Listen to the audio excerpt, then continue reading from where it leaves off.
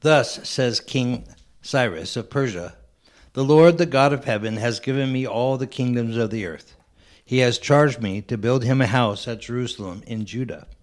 Any of those among you who are of his people, may their God be with them, are now permitted to go up to Jerusalem in Judah and rebuild the house of the Lord, the God of Israel.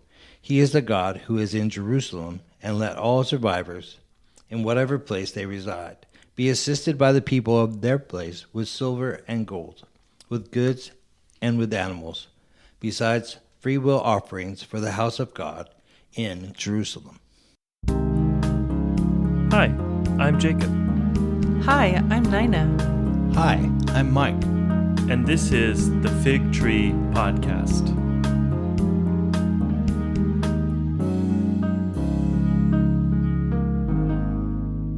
So today we're doing the books of Ezra and Nehemiah. But first, why don't we check in? Jacob, how are you today? I am doing pretty good. I've really been enjoying the catechumenate classes that we've been doing. This was the last one, and so we are so excited to have some confirmations and receptions this Sunday. Formation really is two-way, right? Mm-hmm. Yeah, pretty excited. If you're in the room, you're going to be changed. That's right. Yeah, Mike, how are you? I'm good. I really had a great weekend at church with the youth and all the stuff that went on. I thought it was just fantastic. Yeah. I'm looking forward to next Sunday when our bishop comes. I had a meeting with her today by phone, and we are ready, and it's going to be wonderful. Yeah, that's great. Well, now, like some of the books we've done already, these two books, Ezra and Nehemiah, they've historically been understood to be one book, and together they form one continuous narrative following the story of three leaders. You may remember in our last episode, we talked about the book of Kings and Chronicles and noted that the story of Kings ended with Judah being conquered by the Neo-Babylonian Empire and exiled from Judah to Babylon around the year 597 BCE. But one thing we didn't really mention last time was where Babylon is. Babylon was in modern-day Iraq. So imagine you live in modern-day Israel and Palestine and are forced to relocate to the other side of the Arabian desert past Jordan to Iraq. Mm-hmm. The exile is something that we'll explore in later episodes with the prophets especially. But Ezra and Nehemiah really picks up the story from where it was left off in the book of Chronicles. In the year 539 BCE, the Persian Empire, led by Cyrus the Great, technically called the Achaemenid Empire from modern-day Iran, conquered the Neo-Babylonian Empire. So there's all this empire stuff, right? Well, the Persians, unlike the Babylonians, were well known for practicing religious and cultural toleration of the peoples they conquered, something that would later be imitated by the Greeks and Romans. So Chronicles records how King Cyrus decides to allow the people of Israel to return to the land to reestablish the city of Jerusalem and revitalize their religious and cultural identity. And Ezra and Nehemiah, think of the two books together, opens with this happening as a group of Israelites are allowed to go back to Israel and to rebuild the temple because of Cyrus's edict given in 538 BCE. Thus says King Cyrus of Persia, "The Lord, the God of heaven, has given me all the kingdoms of the earth, and he has charged me to build him a house at Jerusalem in Judah. Any of those among you who are of his people, may their God be with them, are now permitted to go up to Jerusalem in Judah and rebuild the house of the Lord, the God of Israel. He is the God who is in Jerusalem, and let all survivors in whatever place they reside be assisted by the people of their place with silver and gold, with goods and with animals, besides freewill offerings for the house of God in Jerusalem." So Cyrus the Great, he gives this great edict, and he's thus remembered very positively in the Bible as a benevolent leader who served the purposes of God. The New Oxford Annotated Bible suggests that this decree is likely in some form historical, saying that while it's not recorded in extant Persian sources, its substance is consistent with Persian religious and political policy. The ancient Cyrus Cylinder, for example, describes Cyrus as a restorer of several temples. So Cyrus is very friendly towards other religions and other cultures, and really cares more about maintaining his empire than imposing the Persian religion on everyone else.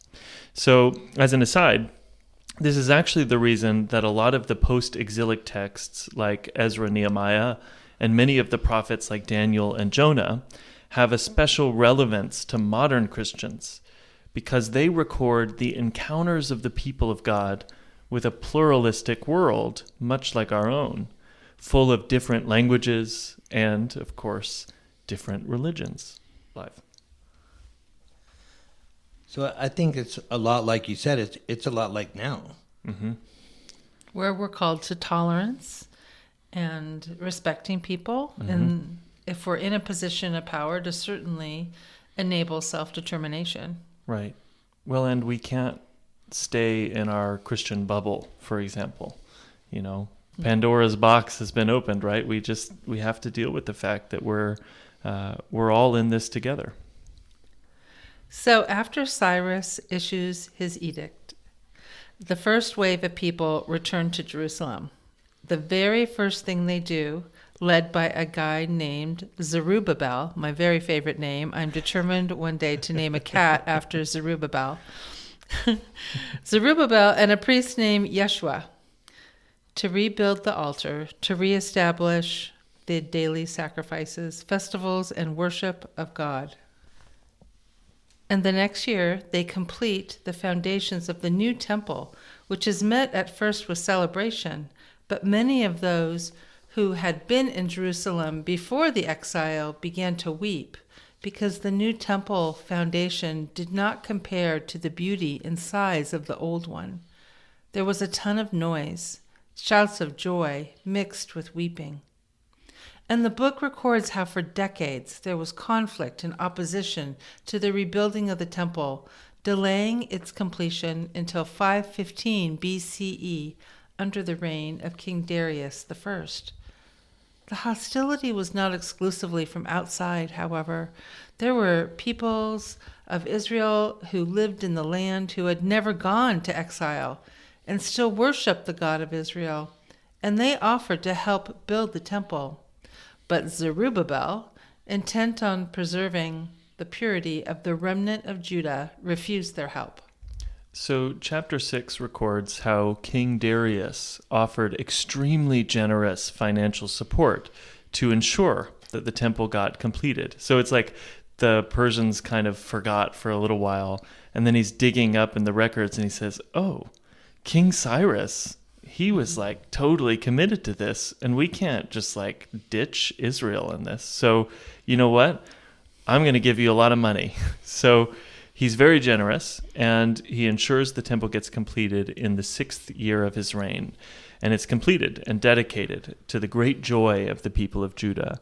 And so they have this very elaborate celebration, and they offer 100 bulls, 200 rams, 400 lambs, and then 12 male goats as a sin offering for each of the 12 tribes of Israel. You may remember the scapegoat thing, where they put all the sin on one goat. Mm-hmm. So they're doing this again. And so the temple is rebuilt. But rebuilding the temple was not enough to restore Judah. So the next stage began with a priest and a scribe named Ezra, and his name means help. He's understood as being immensely knowledgeable about the Torah. He's even known as the second Moses because of his commitment to teaching the law. Mm-hmm. It's like his work renews the covenant of Sinai. Yeah. So King Artaxerxes gives another decree, and so he's the successor of Darius. And he gives a decree encouraging even more Israelites to return to Jerusalem with Ezra, and charges Ezra. And you, Ezra, according to the God-given wisdom you possess, appoint magistrates and judges who may judge all the people in the province beyond the river who know the laws of your God. And you shall teach those who do not know them. So Ezra is commanded to continue Zerubbabel's work by reestablishing the observance of the Jewish law in the Torah and reestablishing the cultural and political structures of Jerusalem. Imagine this. He's a guy who has showed up with a Torah in one hand and a letter from the most powerful person on earth in the other. He's ready to get to work. Mm-hmm. So the New Oxford Annotated Bible says that the king affirms Ezra's comprehensive authority as well as the Torah's. The phrase, the law of your God and the law of your king, sets the Torah as legally authoritative for the Jewish community and Yehud, which is what the Persians called this land. They called it Yehud. And so it applies something akin to autonomy and self-rule in matters of religion and the temple. So you can see the Persians continuing their kind of project of religious and cultural self-determination. So Ezra gets to work. He and a group of people, they go to Jerusalem. Ezra proclaims a fast to ask God for protection on their journey. They arrive, and Ezra discovers that the people of Israel have intermarried with foreigners. And this is extremely distressing to him, as they have just gotten back from an exile that they believe to have been caused by idolatry. And now the people of Israel are mixing with foreigners who pray to other gods. So Ezra fasts and prays before God, asking God's forgiveness.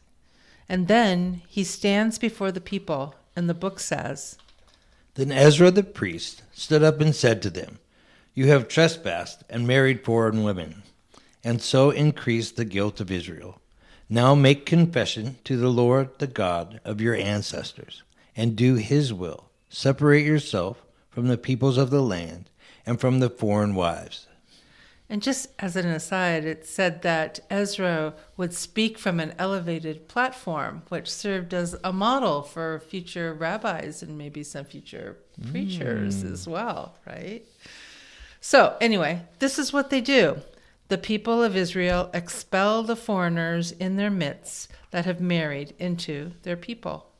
What we see here is a very rigorous interpretation of the Torah, with an emphasis on an absolute purity of the people of Israel. So, what's really happening here is that, they've been exiled, they've been tossed around, and they're trying to preserve, who they are and their people against all odds. And the odds really are pretty great, right? It would be so much easier to just assimilate into the peoples that they've been exiled to, but they choose not to do that. And so I think that's a lot of what's going on here, is they're trying to preserve their culture, and that means not intermarrying. It's a distinct identity that must be maintained. That's right. So after Ezra, we move to the book of Nehemiah, the second half of Ezra-Nehemiah. Immediately, we meet Nehemiah, an Israelite serving as the cupbearer of the king. It's interesting that he's a cupbearer, because that role is to protect the king from being poisoned. And that seems to be foreshadowing of a role that he will have in Judah, is to protect the people from other influences that could poison the distinct identity that they're working to maintain. So he serves as the cupbearer of the king, who hears of the vulnerability of the people of Jerusalem due to their lack of city walls. So Nehemiah, it says, sat down and wept and mourned for days, fasting and praying before the God of heaven. And it seems that God hears Nehemiah's prayers, because King Artaxerxes notices that Nehemiah is troubled, determines to send him to Jerusalem to inspect and rebuild the city walls. Nehemiah travels to Jerusalem and he inspects the walls and he decides that they must be restored. So for a whole chapter, the book records Nehemiah's efforts in organizing the project, but of course, they meet opposition. There's this Samaritan named Sanballat the Horonite, which is like such a cool name. Sanballat the Horonite. There's so many good cat names in this book. So he mounts opposition to Nehemiah, and despite his plots to fight against Jerusalem, they pray to God, and Sanballat's plots never come to fruition. Sanballat's plots. That's a good line. Nehemiah deals with problems from within Jerusalem itself and from more outside opposition until finally the book of Nehemiah says, So the wall was finished on the 25th day of the month, Elul, in 52 days. And when all our enemies heard of it, all the nations around us were afraid and fell greatly in their own esteem, for they perceived that this work had been accomplished with the help of our God. So it's like Ezra built the spiritual walls around the people, and Nehemiah built the physical walls around the people, but That's right. none of this could have happened without the grace of God. Yeah. It's really interesting in the story, like there's not actually really any fighting. So there's all this opposition, but they just keep praying to God and keeping watch with spears. And they keep praying, God, make sure that they don't come, like kill us all. And it basically says that God frustrates their plans so they can never actually carry them out. And I just find this to be a really interesting aspect of this story, especially when you compare it to earlier parts of the Hebrew Bible where they pray to God and against all odds they defeat their enemies. So God like gives them military strength and they go fight battles. In this one, the battle just never happens. So God is a God of peace. Exactly, yeah. Well, the story then records the joining of Nehemiah and Ezra, calling a festival and working for the continued renewal of Israel's spiritual identity. Ezra continues his teaching of the Torah, and there's this like Torah marathon, and day after day, Ezra reads the Torah and then teaches on it. And Nehemiah initiates the celebration of the Feast of Sukkot, or the Feast of Tabernacles or Booths. And then there's a combination of fasting and solemn commitments being made. As the New Oxford Annotated Bible says, to show their difference from their disloyal ancestors, and in the hope of reversing the current plight, the post-exilic community binds itself to God's law, Torah, in oath, and undertakes additional responsibilities to keep God's teaching. As part of the solemn commitment, they recite a summary of the history of Israel and God's relationship with Israel, remembering all that God has done for them as they renew their relationship with God. So all seems to be looking up. But as the book ends, Nehemiah goes around the city and discovers that, in spite of all this commitment and celebration, things have not improved as much as they would have hoped. The temple worship is being neglected. Israelites are brazenly working on the Sabbath and again engaging in marriage to foreigners, and people are setting up markets even in the brand new walls and working on the Sabbath that way. So Nehemiah sees that the work of Zerubbabel, Ezra, and himself are all being threatened. So he seeks to rectify the situation, rebuking the people, replacing priests, even physically accosting people.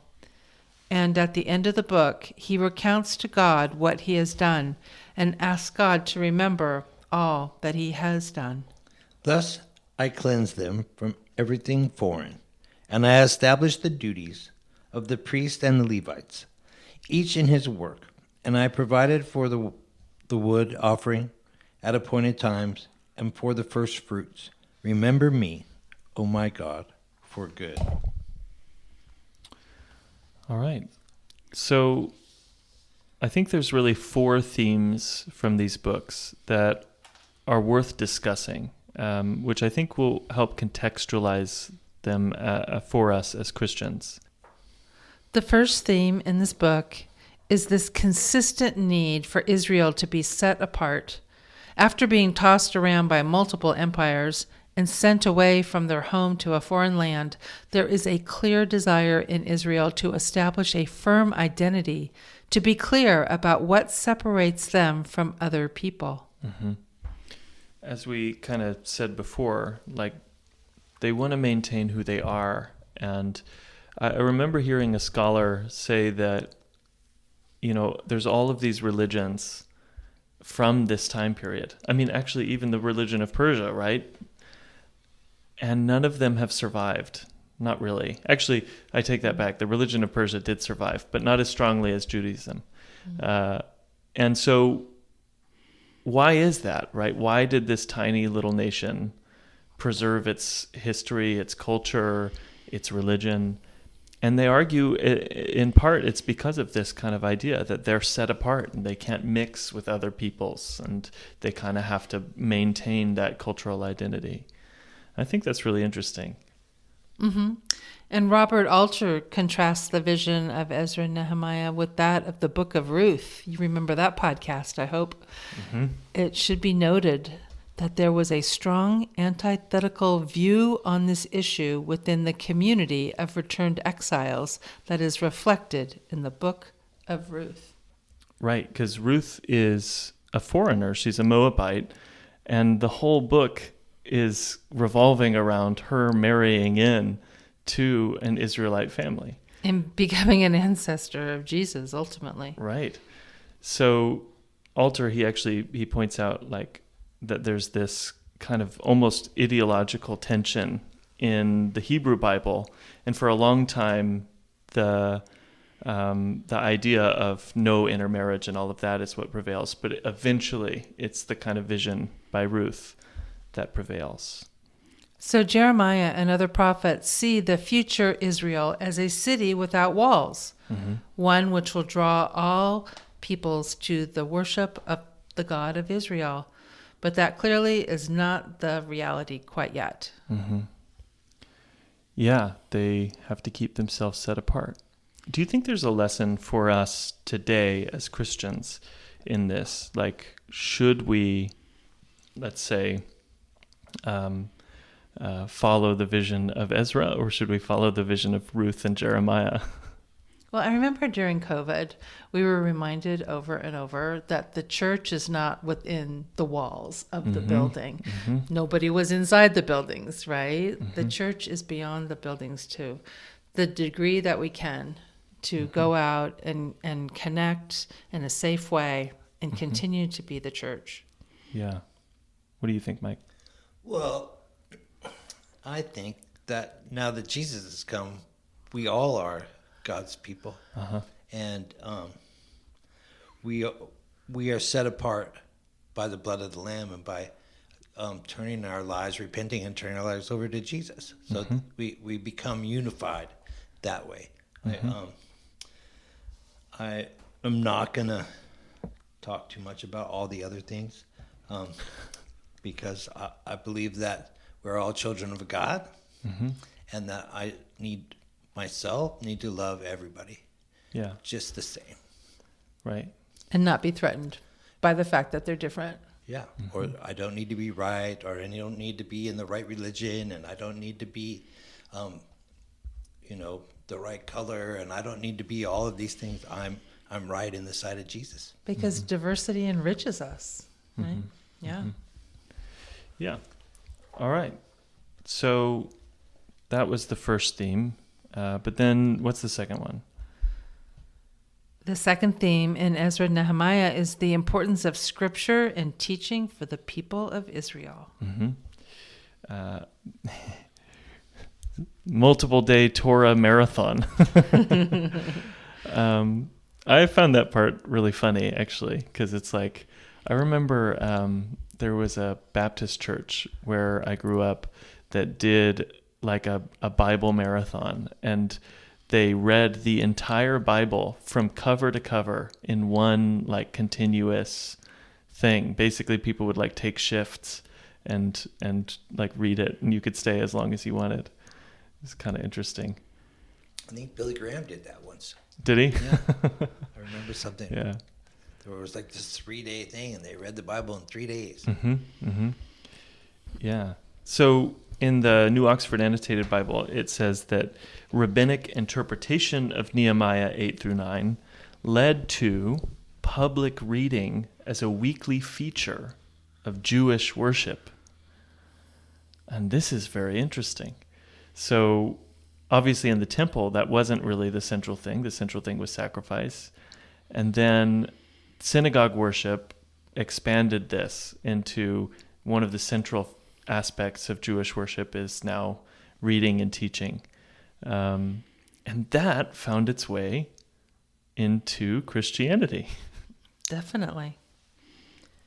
And this is so important because it's one thing to put a wall around to keep outside influences away, but once they have created this set apart space, they need to know who they are, and that is only going to happen through study and recitation. Right. Well, and they remember their history. There's that whole section in Nehemiah where they go through all of the history that they've recounted, and like we do the same thing, right? We do. We're doing it right now. Yeah. Every day is great when it starts with morning prayer. Mm-hmm. Yeah, we have a lectionary for every single day in the daily office, morning and evening prayer, and then we also read scripture every Sunday to get the broad sweep of things. But there's one particular service that I think really captures this idea maybe the best. Is it a really long service? It's a really long service. A service that recounts the entire salvation history? What could that be? The Easter Vigil. Oh my goodness, the primary baptismal day. Right. Well, and it's cool because, you like catechize people and prepare them for baptism traditionally all the way up to the Easter Vigil. And then on that day, you go through all the salvation history and then they get baptized. It's really beautiful. It's stunning. Yeah. So there's a third theme in the Ezra-Nehemiah books, and it is the ordinary working of God. Yeah. Where do you see this, Jacob? I think that you find this in the book because you'll notice there's like no miracles in the book. No dramatic miracles anyway, right? There's no points where it's like the water's parted or something like that. Instead, you have all of these seemingly ordinary things happening that just all come together to bring about the result that the city of Jerusalem is reestablished. And so you have like these kings who just are suddenly feeling really benevolent. And you have the right leaders at the right time. And you have guys like, what's his name? The Horonite. Oh, yeah, the great cat name. Soronite? Salabat? I'm going to have to look. Not Zerubbabel. I'm going to find this. Oh, Sanballat. Sanballat. Right, because of Sanballat's plots. Yeah. So Sanballat the Horonite, and it's ordinary, right? He doesn't come attack even though he wanted to and he was going to. And so you see this ordinary providence of God and working of God that brings about the result of God's plan. Well, what I love about Nehemiah is that he was so devastated, right, over the destruction that was happening or happened in Jerusalem.